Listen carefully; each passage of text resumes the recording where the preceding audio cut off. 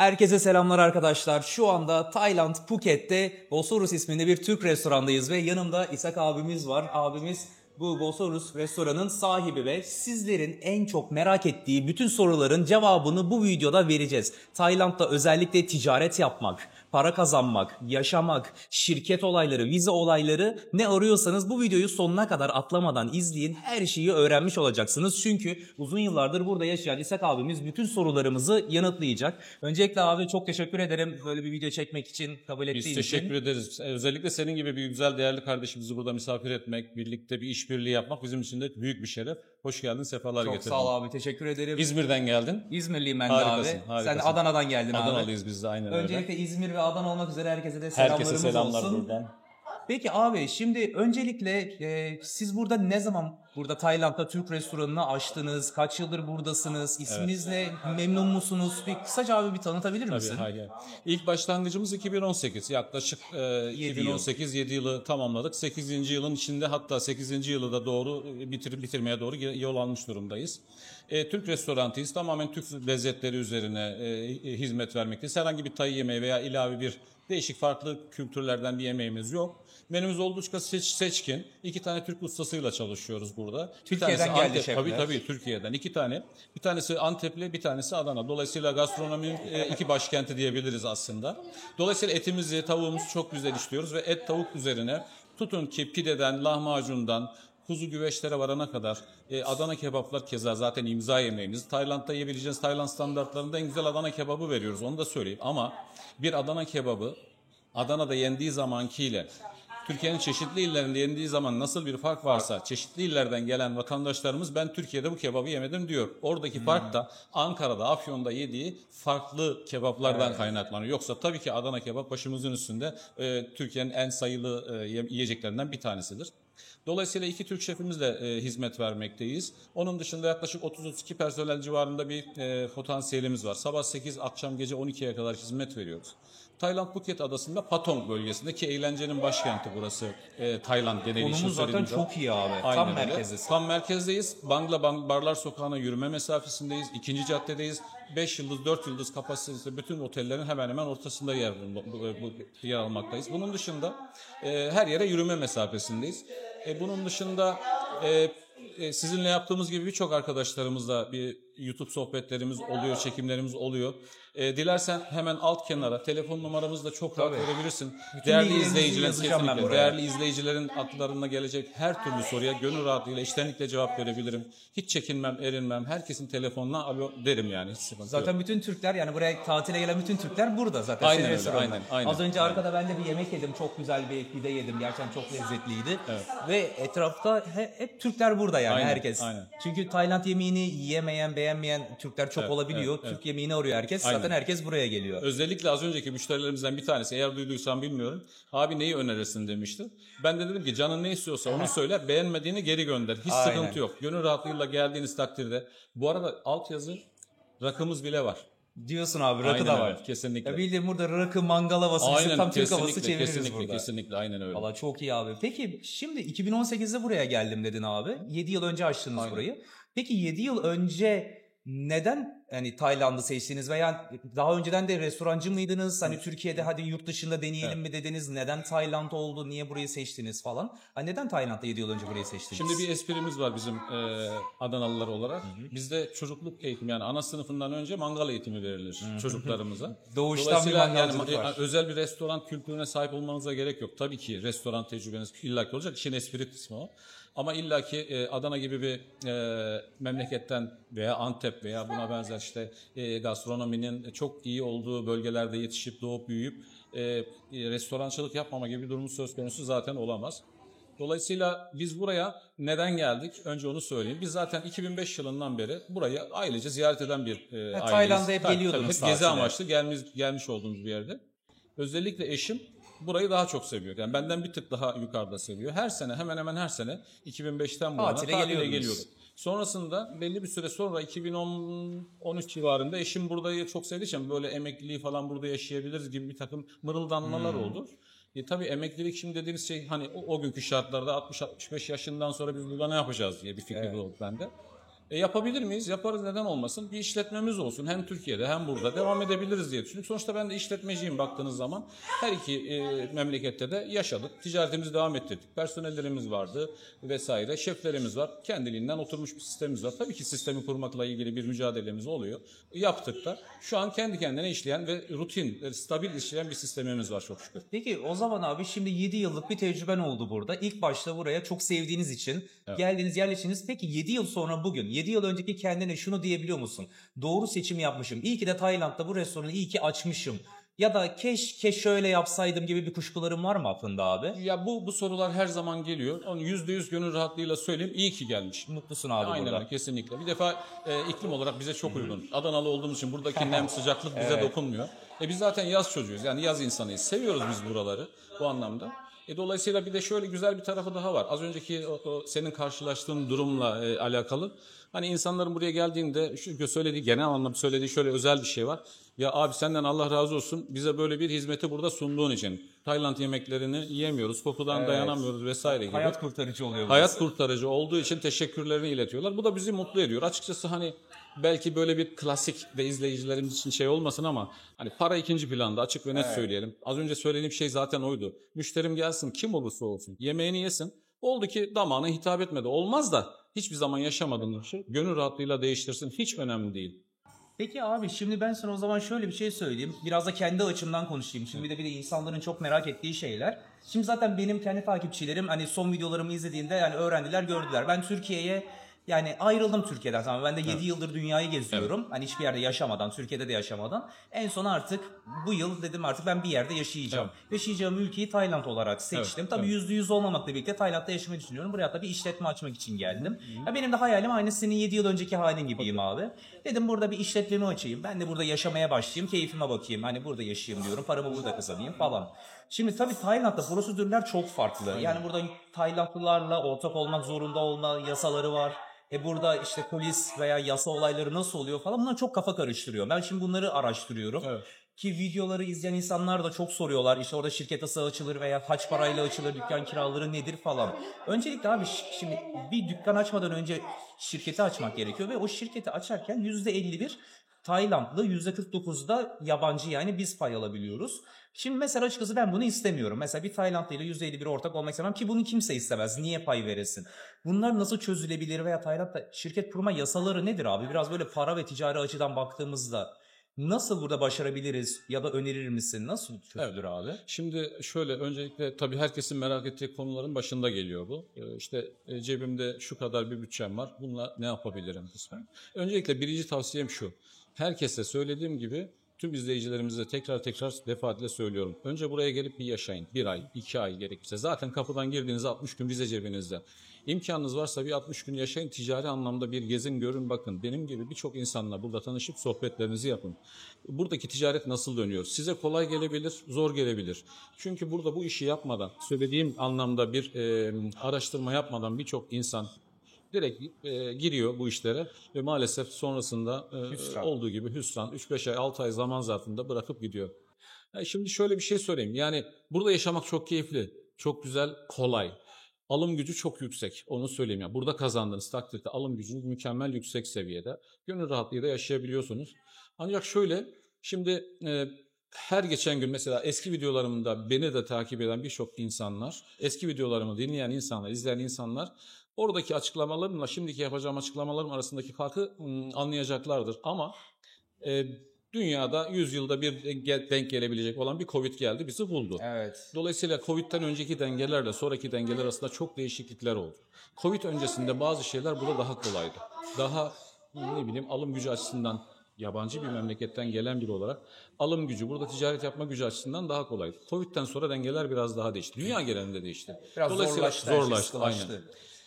Bu birincisi. İkincisi, burada iş yapmak, ticaret yapmak kolay. Ama buradaki insanlarla o ticareti ne kadar yürütebileceğiniz, götürebileceğiniz, teşekkür ederiz. Götürebileceğiniz... Orada Türk çayımız da var. Aynen öyle, kesinlikle. Rakı var, çay da her türlü Kesinlikle, var abi. aynen öyle. Afiyet olsun. Bu arada çayımız da geldi. Her şey zorlaştı diyorsun. Aynen. Artık Şimdi dengeler yıllarda değişti. abi. Şimdi şöyle bir şey söyleyeyim. Burası da sonuçta yasalarla yönetilen bir ülke. Orada krallık olduğu gibi tabii ki parlamenter sistem de var. Bakanlıklar var. Onlar var. Bunlar var. Şimdi dünyanın her yerinde olduğu gibi belli bir kanun ve kural çerçevesinde çalışıyorsunuz. Bu Almanya'da içinde geçerli, Türkiye'de içinde geçerli. Kaçak çalışamazsınız zaten dünyanın hiçbir yerinde. Her şeyinizi resmi yapmak zorundasınız. Şimdi burada nasıl işliyor sistem? Tabii ki öncelikle bir şirket kurmanız gerekiyor. Şirketi kurduğunuz takdirde bu ne demektir? İlk etapta bir tane iyi bir muhasebeciye, bu tavsiye üzerine, yönlendirme üzerine iyi bir muhasebeciyle başlamak demek. Evet, dediğiniz gibi %25,5 toplamda 51 Taylandlı'ya ait olmak zorunda. %49'unu siz kendi üzerinize alabiliyorsunuz. Fakat ilerleyen dönemlerde bu 3 ay 6 ay zaman zarfında belli bir süre sonra 25,5 hissedardan bir tanesi diğer 25,5 hissedara hissesini devrettiği takdirde tek kişiye de ortak düşebiliyor. Bu bir ilgiyi netleştirelim. Yani herkes bir tayla ortak, hayır. İlk başta 2 tayla ortak olmak zorunda. Sonrasında ilerleyen zamanda 25,5 diğerine hisseyi devredebilir. Şimdi Covid öncesi ve sonrasına geleceğim. Tabii Covid geçeli işte 2021 Kasım'ında açıldık tekrardan. Yani 2022 bugün 2025 dediğim zaman 2,5 sene diyeyim ben size aşağı yukarı. 2,5 sene içerisinde birçok dengeler her geçen gün değişiyor. Nedir o? Şimdi kanunen burada kağıt üzerinde ortaklık diye bir şey yok. Nomine vekil dediğimiz olay kesinlikle yok. Ama bugüne kadar yapılan sistem buydu. Şimdi geçtiğimiz günlerde bundan bir sene içerisinde gelişmiş bir olay ama 6 ayda da çok sıkılaştı, özellikle 6 ay gibi bir zaman dilimi içerisinde. Artık nomine vekil olayı kalktı. Yani şu anlama geliyor. O %51 totaldeki ortağınızın %100 taylı, gerçek taylı olması gerekiyor. Formaliteden yok, formaliteden gerçek kalktı. olacak. Aynen öyle. Dolayısıyla burada birinci derecede mali müşavir, yani işte bu muhasebeciler sorumlu olduğu için bir defa mali müşavirler bu işten elini eteğini çekti. Öncesinde nasıldı? Siz gidiyordunuz, selamünaleyküm, aleykümselam, benim param bu, şirketimin adı bu, İşte alacağım yapacağım iş bu, bana buna göre şirket kur diyordunuz. Zaten 3 günde o şirketi kuruyor, hatta kendisi ayarlıyordu o nomine vekilliği. Üstünde 51 gözüküyor bir Tayland'da. Aynen öyle. Aslında onun siz hiçbir onu aslında vasfı hiçbir yoktu. zaman, evet, hiçbir zaman siz onu tanımıyordunuz. Tek başına zaten. bir şahıs şirketim var gibiydi. Kesinlikle. Ama Aynen artık öyle. değişti. Artık şartlar değişti. Yani değişmedi aslında. Vardı, var olanın kolay olan kısmı kalktı ortadan. Yürürlüğe girdi. Aynen artık. öyle. Şimdi bundan sonra çok ciddi denetlemeler var bu anlamda. Dolayısıyla taşın altına elini artık koymuyor muhasebeciler. Bu anlamda bunu bilerek gelmeniz lazım. İşte o yüzden o ilk başta söylediğim şey, o 30 günlük zaman, 60 günlük zaman içerisinde bizden ve çeşitli insanlardan aldığınız bilgilerle bu bilgiler ışığında hareket etmenizi tavsiye ederim. Kaçak göçek bir iş yapamazsınız artık burada. Tabii ki bazı şeyler kolay. Yani Türkiye'de veya Avrupa'da gibi değil. Örnek veriyorum, hani Avrupa'da şirketiniz var. Şirketinizde belli bir maaş oranınız var. O maaşınızın dışında şirketin ana kasasından para çekemiyorsunuz. Burada böyle bir şey yok. Ama yarın onlar da gelebilir. Her şey değişebilir. Dengeler tamamen değişebilir. Biraz geriden geliyor ama Aynen geliyor öyle. şu an. Aynen. Yani kısacası ben şimdi bir şirket kursam abi, tek başımayım diyelim. Evet. Ben %49 alacağım. Bir tane Tayland'da bir ortak bulacağım kendime. Evet. İster tanıdık, ister avukat aracılığı Aynen vesaire. öyle. %51 de ona vereceğim. Aynen, kesinlikle. Eski zamanlarda hani o formaliteden göstermelik yapıyorduk. Hani ne kazandıysam %100'ü benim oluyor Kesinlikle, şeklindeydi. doğru. Mesela 100 bin mi kazandım bu Doğru. ay? 100 bini benimdi. Aynen öyle. Ama artık son zamanlarda sıkılaştığı için mesela 100 bin mi kazandı bu sefer dükkan? Hani 50'si benim, 50'si onun gibi olacak gibi herhalde o zaman. Evet, böyle, ama şimdi tabii yine o 100 bin sizin cebinize girecek aslında. Yani matematiksel Evet. olarak hesabınıza girecek. Fakat o %51 ortağınızın yıl sonundaki kazancınızdan kazanç vergisi, yani kar payı dağıtımı vesaire, işte bu gelir muhasebeciler onlar vergisi daha gibi. güzel anlatırlar. Onların vergilerine varana kadar hepsini resmi yapmanız ve bunların bütün vergilerini ödemeniz gerekiyor. Hatta ve hatta başka bir şey daha söyleyeyim. Bizim bir post cihazımız var hemen burada. Yani post cihazı burada şey olarak geçiyor. Yani sipariş girdiğimiz Ocha Post Machine diye geçer. Onun artık bakanlığa bağlanması bile söz konusu. Yani burada girdiğiniz sipariş... Direkt denetime. Tabii, aynen öyle. Altında iptal ettiğiniz herhangi bir sipariş direkt denetim altında olacak. Yani- Bunu da bilmeniz gerekiyor. Yani artık son bir sene öncesinde gelip işini gücünü burada kuranlar rahat bir kafayla kurdular. Artık benim gibi hani artık bu dakikadan sonra başlayacak kişiler için biraz böyle sıkıntılı süreç başlıyor Aynen öyle. diyebiliriz o zaman. Şimdi Çözüm bütün- yolu da yok zaten. Kesinlikle. 51 vereceksin. Bunu da şöyle bir parantezin içerisinde toplayalım. Net ifadeyi söylüyorum size. Yapmanız gereken kanuni işleri istiyorlar sizden. Bu kadar basit. Yani her şeyi kanuna, nizama uygun Ya yapacaksın. işini düzgün yap, vergini öde, Aynen öyle. %51'de Tayland'da ortağın Kesinlikle. olacak, ona vereceğim, bitti. Aynen, girdi çıktı dengelerinden KDV'ni öde, yıl sonunda vergini öde, efendim kar payı dağıtımından şeylerini öde, vergilerini, kazanç vergilerini öde. Bunları yaptıktan sonra Ama bir sorun işte yok. şey çok garip geliyor. Mesela ben tek başıma burada gücüm var. Açacağım ben buraya. Örnek diyorum 1 milyon, 2 milyon, 3 milyon neyse sermaye. Mesela bu restoranı açacağım. Evet. Düz diyorum 1 milyona açılır. Tamam, 1 milyonu ben koyacağım buraya. Açtım ben burayı. Evet. Bir yıl sonra geçtiğinde misal 2 milyonda kar etmişiz. Hani o 2 milyon karın 1 milyonunu dış tarafa vermek, yani bütün işletmeciliği ben yapacağım, sermayeyi ben koyacağım, riski ben alacağım. İflas olursa ben kaybedeceğim ama kazanç olursa bir Taylandlı'yla yarı yarıya karışma olayı da biraz böyle garip geliyor abi. Evet. Bunu belirtelim tekrardan. Bakın o parayı siz ödemeyeceksiniz karşı tarafa. Yine siz aslında kağıt üzerinde tutuyorsunuz onu. Sadece işlemleri resmi yapıyorsunuz. Ben yine o ödemesini aldı gibi göstereceğim. Aldı gibi gösterecek ama her yine şey bizde resmi. kalacak Aynen. hepsi o zaman. para yine sizin paranız olacak ama karşıdaki insan %50 bir ortak olan insanın ödemelerini hep banka kanalıyla yapacaksınız. Onun kazanç vergilerini ödeyeceksiniz. Bunların hepsini resmi yapacaksınız. Tamam, vergileri her şeyi vereceğiz. Onun Kesinlikle. vergilerini de ödeyeceğiz ama kar yine bize kalacak. Aynen tabii öyle bir şey olur mu? Ha, tamam, Karşıdaki yoksa çünkü- insana yok öyle bir şey yok. 2 milyon 1 milyonu cepten hiçbir şey yapmayan adama vermiyorsun.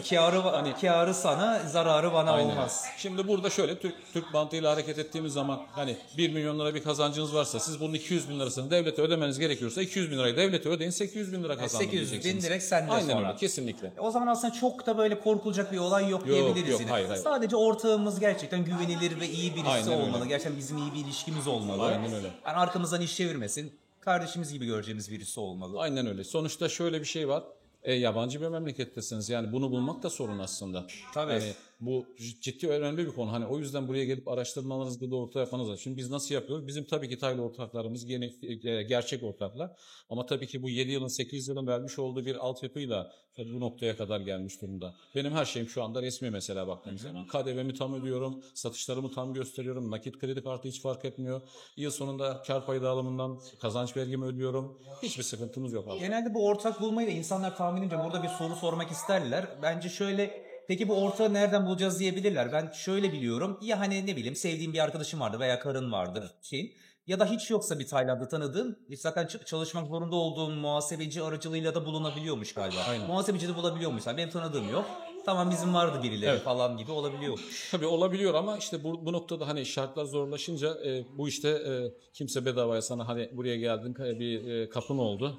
Ben de sana bir ortaklık yapayım ama bunun karşında da bana bir şey ver diyecektir illa ki. Tabii küçük miktarlarda herhalde. Aynen öyle. O tabii anlaşmaya bağlı olur. Veya işte bu kişisine göre değişir de herhalde aylık düzenli ben sana bir 3-5 Belki bin de, vereyim. belki de anlaşma neyse. Veya bir girişte ben sana toplu bir 100 bin vereyim. Gibi. Sonra bir daha beni Mesela arama. alternatifler bir Yılda tanesi. bir 100 bin atarım ben Gibi sana. gibi, Veya gibi aylık gibi. 3 bin veririm. Gibi. Bunların hepsi olabilir. Tamam, Hepsi o zaman olabilir. şimdi biraz daha böyle detayına gireceğim abi. Ondan önce küçük bir soru daha soracağım, sonra tam detayına gireceğim. Peki diyelim ki ben bugün işlemleri başlatıyorum. Bugün şimdi ben muhasebeciye gideceğim diyelim. Merhaba tanıştım muhasebeciyle. Bugün işlemleri başlattık. Benim dükkanı açmam ne kadar sürer tahmini? Süreç uzun mu sürüyor? Bir haftada açılır mı? Şirketin kurulması zaten 3-5 gün içerisinde. Türkiye'de de aynı. 3-5 gün içerisinde şirketiniz kuruyor. Bununla ilgili bir sıkıntı yok.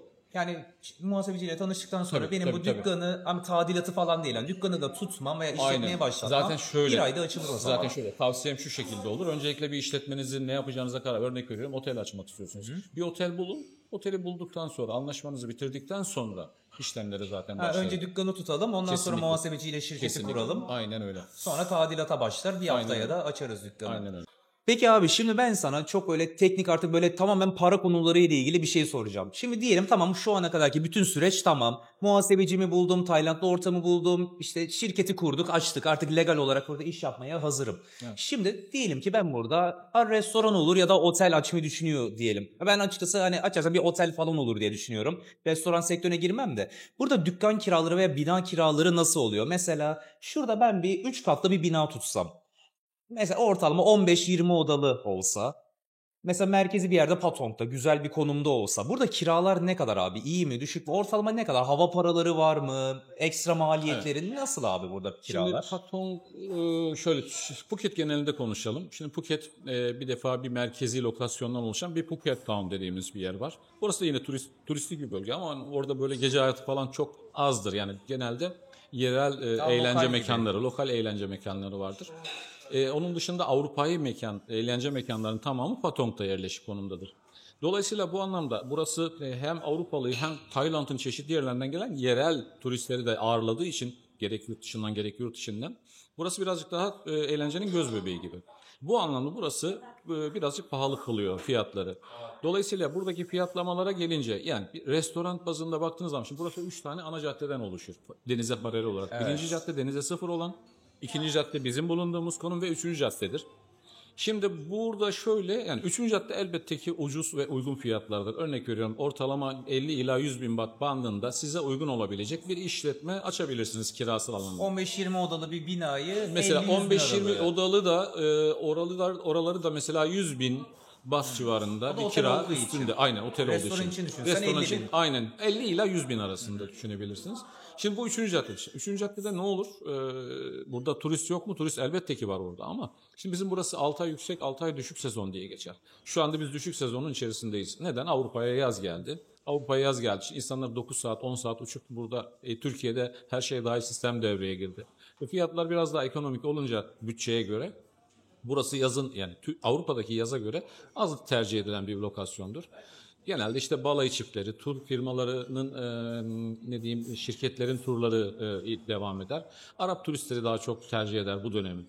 Şimdi hal böyle olunca 1. ve 2. caddede düşük sezonda en iyi oteller düşük fiyata girince 3. cadde birazcık daha down Orası olur. artık iflas gibi oluyor. Yani artık. evet, Sinek aynen öyle. avlıyor. Bu da şu demektir. Buradaki mantık şudur.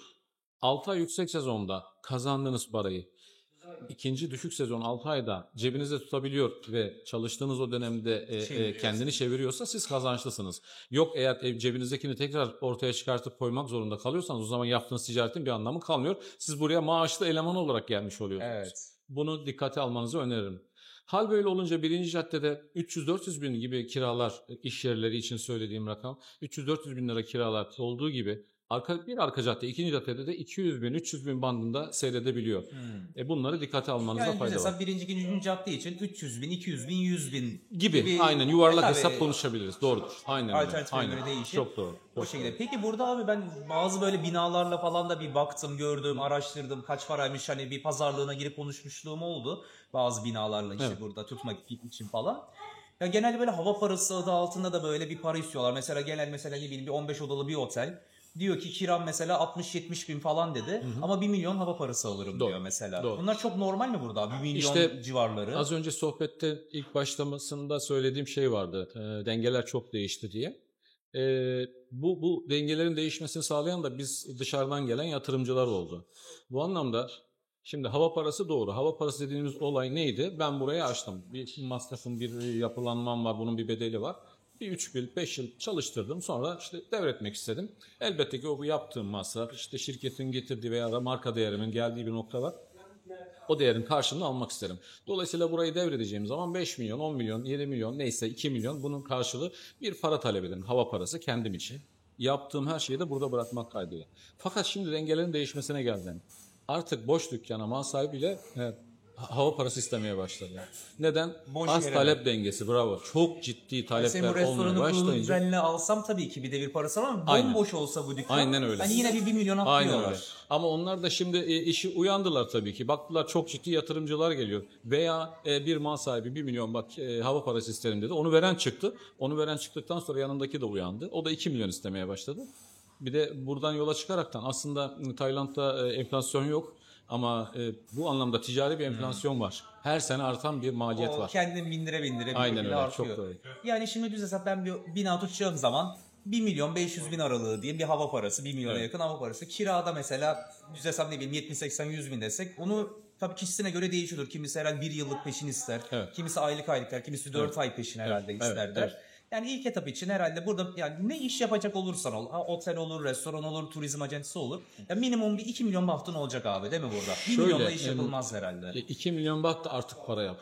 Onu söyleyeyim 2 ben milyon sana. bile hatta yetmez. Kesinlikle 3 yetmez. milyon. Yani muhtemelen 3-5 milyon gibi bir rakam arasında bir rakamla gelmeniz en baz başlangıç yapabileceğiniz bir 20-15 odalı bir yerde, o da masrafı olmazsa. Evet, 1 yani, milyon hava parası, 1 milyon da 1 kira milyon hava verdi, parası da şirket gene giderleri. iyi. Hani burada en az şimdi 3. cadde dediğimiz az önce anlattığım olayda 2 milyon baht hava parası verdiğiniz takdirde bir de en azından hiç iş yapmadan bir 6 ay cebinize kalacak olan bir para, sermaye olması lazım. Böyle baktığınız zaman yani 4-5 milyonu havada Evet, bir de getirmeniz bunun lazım. tadilatı var, şirket kurulu var, Kesinlikle, eleman maaşları var, kesinlikle, düşük kesinlikle. sezonu var. 3-4 Aynen öyle, ayda bir aynen. cebinde Çok bir doğru, paran olması çok doğru, lazım. çok doğru. Yani kısacası diyoruz ki 2 milyon baht yani 1 baht 1.20 TL ediyor. 1 dolar da 32 baht ediyor. Şu an hesabını yapıp Google'dan çevirin. 1 milyon bahtın varsa 2 milyona kadar hatta param varsa gelme. İş Aynen kurmak. öyle, Ya yine kesinlikle. kurabilirsin ama çok zorlanırsın. Çok zorlanırsın. Hatta çok büyük ihtimalle belki iflas edersin. 3 ay Kesinlikle. Ki çeviremeyebilirsin. var öyle örnekler var. Bir yıllık en azından da bir de çevirmelik paran olsun cebinde. 2-3 milyon bahtın olması lazım. doğru, çok Peki bu saatten sonra önerir misin abi? Mesela bana diyorsun ya, mesela artık değişiyor bazı şeyler. Tabii şimdi Senin zamanında çok iyiydi abi ama şu an biraz riskli gibi sanki. Girilir mi? toparlayacak olursak en başından şimdiki ana gerek işte nomine vekil vesaire, Tayland ortağı, vergilendirme boyutu her şeyi resmi yapacağım baktığınız zaman bütün bunların riskleri çok fazla. Yani bir ihtimal başarılı olabilirsiniz, %99 ihtimal batma ihtimaliniz var gibi düşünerek geleceksiniz. Elbette ki eğer ticaret yapmasını biliyorsanız Tayland güzel bir yer, para kazanılacak bir yer. Sadece Patong özelinde düşünmeyelim. Phuket Town'a da gitseniz, başka lokasyonlara da gitseniz, Bangkok'a da gitseniz yapabilirsiniz bir ticaret. İlla ki bir ticaret yaparsınız. Ama yapacağınız işi dediğim gibi önceden gelin, 30 gün 60 gün bir bakın, bir otel yapacaksanız oda kostunu, satış fiyatlarını, eğer işleyen bir otel devralıyorsanız bunun bir geçmişe dönük raporları vardır. O raporlarda oda kostları bellidir Niye zaten. devrediyor? Aynen öyle, yani kaç yıldır çalıştırıyor, bunlara iyi bakmanız lazım. Zaten çok iyi çalışan bir yer, 10 yıllık 15 yıllık bir işletme, şunu söyleyeyim, 1 milyon baht da size vermez.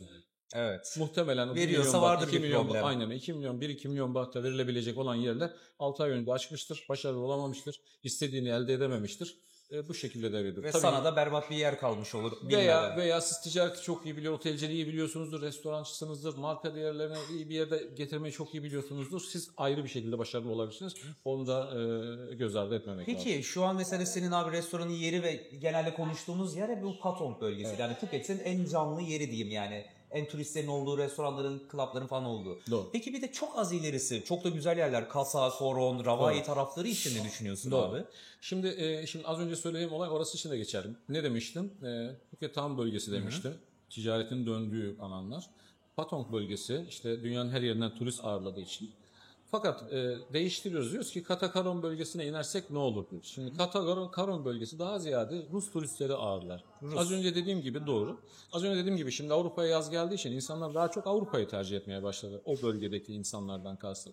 Şimdi öbür tarafa indiğiniz zaman zaten sokakların ne kadar boş olduğunu göreceksiniz. Tıpkı birinci, ikinci caddede ticaret dönerken üçüncü caddede düşük sezonda iş olmadığını anlattığım Üçüncü cadde gibi düşünebilirsiniz. Orayı. Bravo, çok güzel yakaladın. Yazın yani buranın yazında iyi kazanırsın. Aynen ama öyle. düşük sezonunda sıkıntı Kesinlikle, yaşarsın. kesinlikle. Yazdan bir birikim yapacaksın. Onda cepten koyma ihtimalin çok var. İyi ihtimal koyarsın. Ya Phuket'te iş yapacaksın abi. Patong'a geleceksin ya. Aynen öyle. Patong'da işini yapacaksın. Merkezidir. Ya da böyle Bangkok, Pattaya falan veya Koh Phangan, Koh Samui gibi yerler nasıl mesela sence abi? Koh Phangan iyi bildiğim, sürekli gezi amaçlı Samui'ye, Koh Phangan'a, çeşitli adalara gidip gelirim. Koh Phangan daha ziyade yılın, ayın 3-4 günü çok yoğun geçen bir potansiyel. Full moon zamanında. Tabii o arada küçük ufak tefek waterfall partiler vesaire var ama. Aynı ortasında half moon partisi aynen, falan onun oluyor. gibi yani böyle 3-5 gün bir ticaret var orada. Onun dışında ama tabii ki buna göre de masrafın da az. Yani burada 100-300 bin kira konuşuyorduk. Orada 30 bin konuşacağız. Tabii orada mesela. 20-30 bin verirsin. Orada birazcık daha şöyle düşünelim. Parmak arası terlik, şort, tişört. Böyle ticaret yapacaksınız. Evet. Kendinizi biraz salacaksınız. Burası birazcık daha böyle emekli, yani dinlenme yeri. Zaten özünde baktığınız zaman Tayland yoga lokasyonlarıyla ünlü bir memlekettir bir anlamda. Mesela bu lokasyonlardan en önemlisi Koh Phangan'dır. Evet. Koh Samui'ye gelince, Koh Samui yine Patong'un bir... Orası gelişmiş bayağı büyük. Çok gelişti. Phuket'in aslında bir minisi, küçüğü. Koh Samui de bana çok mantıklı geliyor aslında yeni bir işletme için. Kesinlikle o mantıklı. Onun dışında önerebileceğim bir önemli lokasyonlardan bir tanesi Krabi. Krabi'de Aonang Beach var. Orası yine Patong'un minisidir. Orada da bir ticaret yapılabilir. Orası yine Tayland'ın gözde mekanlarından, lokasyonlarından bir tanesi. Zaten doğal güzellik olarak en güzel yerlerden. Kesinlikle. Hatta benim mesela Phuket olmazsa ikinci alternatifim Krabi düşünüyorum. Harika. Yine Koh Phangan veya Koh Samui değil de ya Koh Samui ya da Krabi olabilir diyorum ama tabii Kesinlikle öncelik %75 burası, %25 oralar diyeyim. Koh Samui'ye de geçen yıl gitmiştim. Bayağı yani canlı. Orada da aslında iyi para dönüyor. Kesinlikle. Çok Krabi. Zaten Phuket'ten sonra Krabi'ye geçeceğim buradan kısmet ben de. olursa cumartesi günde bizim 2 günlük motosiklet turumuz var. Cumartesi buradan Krabi'ye gideceksiniz motorla. Yok, hayır, Koh Samui'ye. Koh Samui'ye. Cumartesi, pazartesi günü Bakarsın gelirim abi seninle. İnşallah. Bizim hemen her hafta böyle turumuz oluyor. Şimdi kamerayı gösteremiyorum da müsait zaman olsa gösteririm abi. Senin motor 1800'lüktü değil mi? Aynen, 1800'lü. Hani şimdi şöyle söyleyeyim. Motor turuna geleyim diyorum abi de seninki 1800'lük, benimki 50'lik. Olur mu? 50'likle geleyim. Ve dostlar biz şimdi restoranın dışarısına çıktık. Ve burada gördüğünüz yer Bosporus Turkish Restoran. İshak abinin yerine her zaman bekliyoruz abi. Çok teşekkür ediyorum. Tüm verdiğim bilgiler için. Teşekkür ederim. Yemeğin, Sağ ol. her şey çok lezzetli, her Sağ şey olsun, çok iyi. Sağ olasın. Her zaman bekleriz. Başımızın üstünde yeriniz var. Sen gibi değerli kardeşlerimizi burada misafir etmek bizim için çok önemli. Cansınız abi, artık hep Eyvallah. buradayız. Sağ ol, sağ ol. Siz de abi bundan Sağ ol. sonra Patong'a geldiğinizde biliyorum yani çok fazla Türk Tayland yemeği yiyemiyor, rahatsız oluyor, şey oluyor falan. Abi gelin buraya. Hatta ben 2 gün önce zehirlendim. Bir Tayland yemeği yedim. Dün çok kötüydüm biliyorsunuz. Dün ölü gibi bir gün geçirdim. En son gece Çağrı'yı burada buldum. Geldim hemen bir çorba içtim, kendime geldim. Ana eli değmiş gibi bir ezogelin çorbasıyla kendine geldi bir Vallahi günde. abi sabah bir uyandım, harbiden ayıldım ya. Şu an çok iyiyim. Evet, Dün süper, seninle süper. burada oturduğumuzda çok kötüydüm. Bu arada bunu ben belirteyim, şu anda yeri gelmişken birçok misafirimiz bu anlamda rahatsızlıkları oluyor. Hasbelkader bize bir şekilde intikal ediyor bu konu ve biz onlara burada elimizden geldiği kadar rahatlıkla söyleyebilirim. Öyle işte pirinç çorbasıdır, kendi anne eli değmiş gibi pirinç çorbasından tutun da patates haşlamasına vesaire, bunların hepsini sizlere bilabedel sunabiliriz. Hiç sıkıntı yok. Yani bizim burayı sadece bir ticari işletme olarak görmeyin. Her anlamda yardımcı oluruz. Hiç sıkıntı yok. Cansınız abi. Bundan sonra sadece yemek yemeye değil, tatile değil. Hani özellikle bu videoda zaten hani burada iş nasıl kurulur, hani para konuları, ticaret konularını vurgulamaya çalıştık bu videoda. Hani eğer ki sizin de hedefiniz hani ne bileyim burada bir iş kurmak vesaire bir şeyse zaten benimle iletişime giriyorsunuz. İshak abinin de zaten hani tüm bilgilerini bırakıyorum. Gelin buraya, sohbetinizi edin, yemeğinizi yiyin, ayarlayın her şeyi. Evet, bu arada tabii tüm müşterilerimiz için, tüm vatandaşlar için geçerli ama bizim burada yemek satmanın dışında demleme çayımız her zaman, günün her saatinde var. Sabah 8'den gece 12'ye kadar, 12 kapanış saatimizde kapattığımız andan itibaren bitiyor. Onun dışında günün o mesai saatleri dediğimiz saatler içerisinde istediğiniz zaman gelip şu gördüğünüz masalarda oturup çayınızı çok rahat içebilirsiniz. Bilabedel ücretsiz. Bilginiz olsun. Cansınız abi, çok teşekkür Tamam ederim her kardeşim, şey sağ için. olasın. Biz teşekkür ederiz. Ben zaten her zaman yanındayım. Siz de Tayland'a geldiğinizde bir mesaj atmanız yeter. Yer belli. Adresi, iletişim bilgilerini zaten videonun üzerine ve açıklama kısmına da bırakıyorum. İlk başta olduğu gibi tüm Türkiye'ye öncelikle başta, sonra Adana ve İzmir'deki tüm sevgili dostlarımıza buradan Tayland'dan kucak dolusu selamlar, sevgiler, hepinizi öpüyoruz. Görüşmek Bay üzere bay. dostlar.